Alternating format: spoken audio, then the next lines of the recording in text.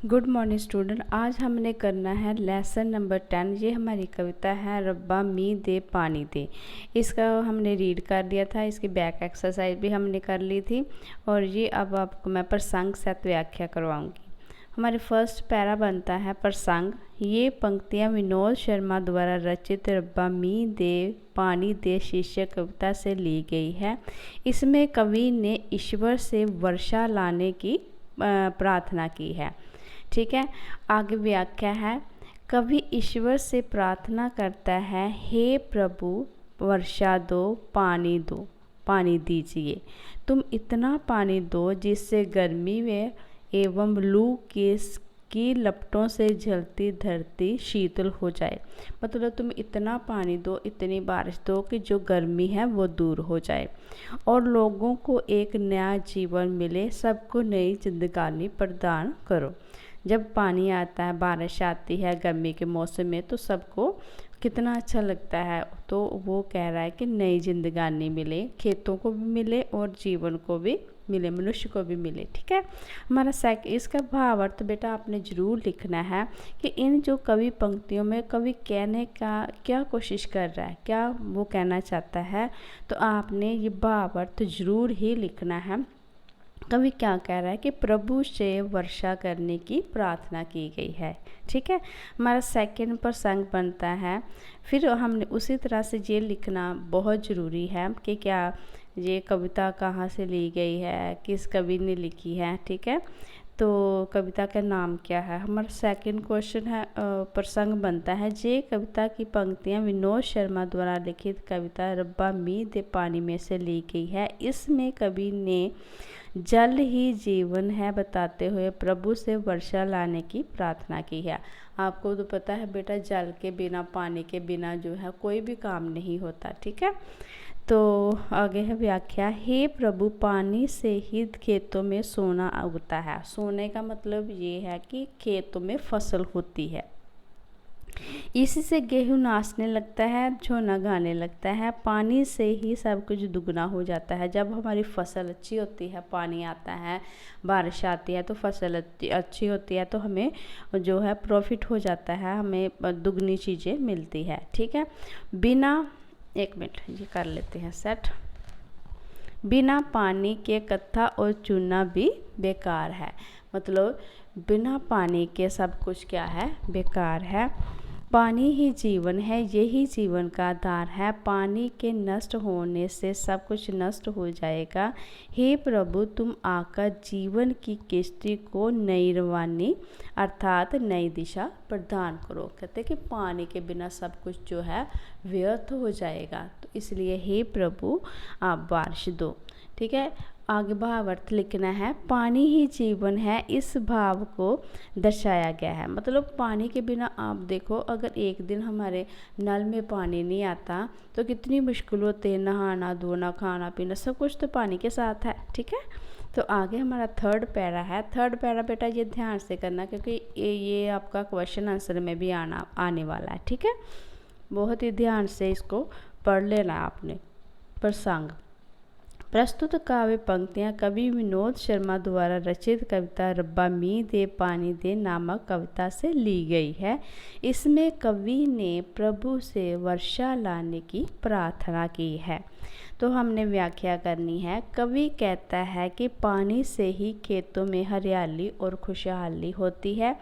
मवेशी क्या होता है, पशु, वन और पेड़ पौधे का पानी के बिना जीवन जो है नष्ट हो जाएगा। कवि लोगों को प्रेरणा देते हुए कहता है कि आओ हम सब मिलकर ये प्रण, मतलब ये अपने आप से प्रार्थना करें, ये अपने आप से प्रण करें, वादा कर लें कि हमें पानी को नष्ट नहीं करना चाहिए और प्रदूषित और व्यर्थ नहीं गंवाना चाहिए। हे प्रभु, इस देश के हर नागरिक को ये सुहानी शिक्षा दे के ना पानी को नष्ट करे और ना ही प्रदूषित करे। हे प्रभु वर्षा दो, पानी दो। ठीक है, क्योंकि पानी को बेकार नहीं बहाना चाहिए। आपको तो पता है पानी से कितनी चीज़ें बनती है, बिजली बनती है। ठीक है बेटा, तो आगे है भावार्थ क्या है, पानी को बचाने की प्रेरणा दी गई है। इन सारी जो पंक्तियां हैं, सारी जो लाइनें हैं, इसका भावार्थ कवि ने क्या है, पानी को बचाने की प्रेरणा दी है। ठीक है बेटा, हमारा आगे क्वेश्चन बनता है, हमारा जो 4th क्वेश्चन है वो है, इसका प्रसंग करते हैं।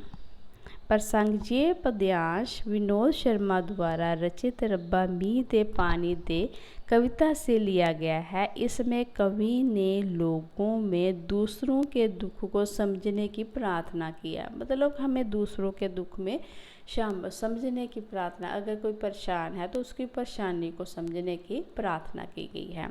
ठीक है। व्याख्या, कवि कहता है कि चाहे पानी का अपना कोई रंग नहीं है, ना ही कोई पानी की कोई उमंग है, फिर भी ये जिस रंग में मिल जाता है उसके रंग में ही खिल जाता है। दुख में ये आँखों में आ जाता है और खुशी में रुला देता है। हे प्रभु, हर कोई दूसरे के दुख को अपना दुख समझे, इसलिए हर आँख में पानी आ जाए, अर्थात हर आँख में हमदर्दी वाले आंसू दो, वर्षा दो, पानी दो। ठीक है।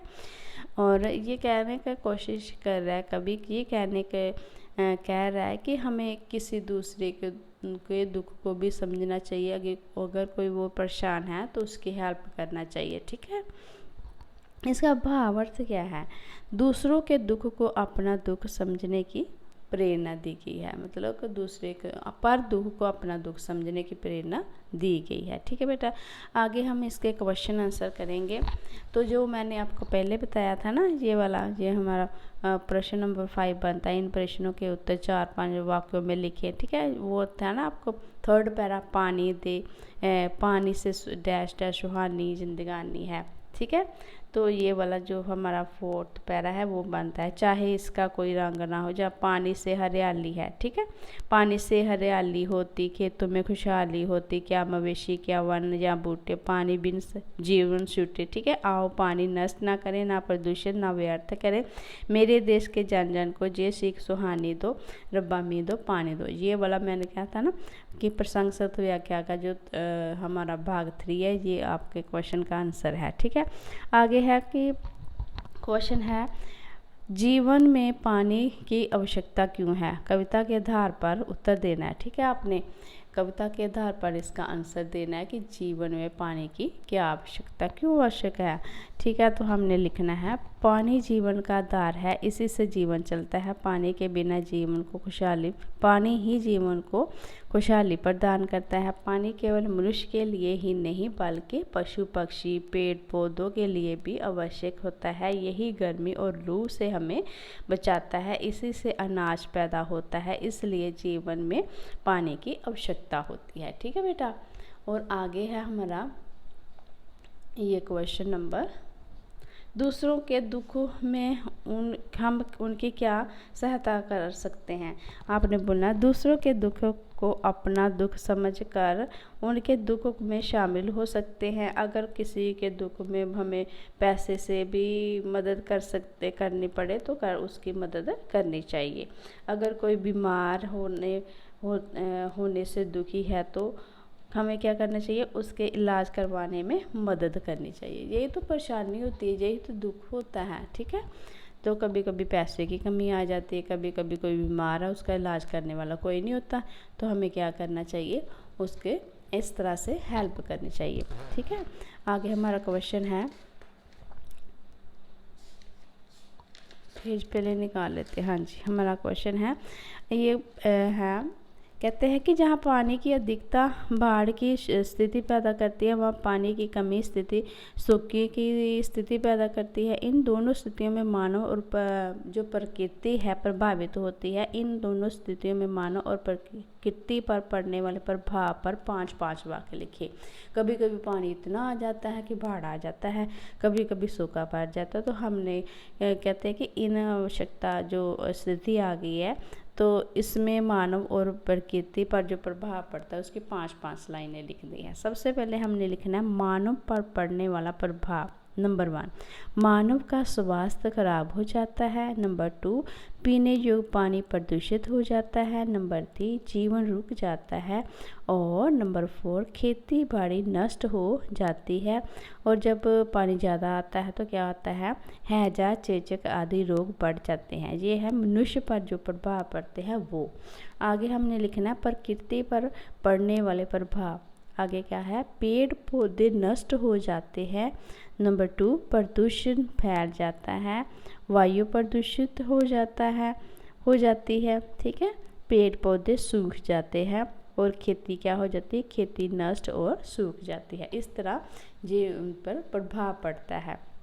अगर बारिश ज़्यादा हो जाए तब भी नुकसान है, अगर बारिश नहीं आती तो तब भी नुकसान है। इसलिए कवि कह रहा है कि हमें इतना पानी दो कि जिससे जो धरती की गर्मी है वो दूर हो जाए। मतलब इतना भी ना दो कि सब कुछ पानी में बह जाए। ठीक है, इतनी सा दो कि धरती की जो गर्मी है वो दूर हो जाए और खेतों में खुशहाली आए। ठीक है, इस तरह बेटा ये हमारा जो डियर स्टूडेंट, ये हमारा लेसन नंबर 10 है, जो हमारी कविता है रब्बा मींह दे पानी दे। सारा कुछ इसका पहले हमने रीड किया, फिर इसकी व्याख्या एक्सरसाइज की, फिर हमने क्वेश्चन आंसर प्रशंसित व्याख्या की और कंप्लीट हो चुका है।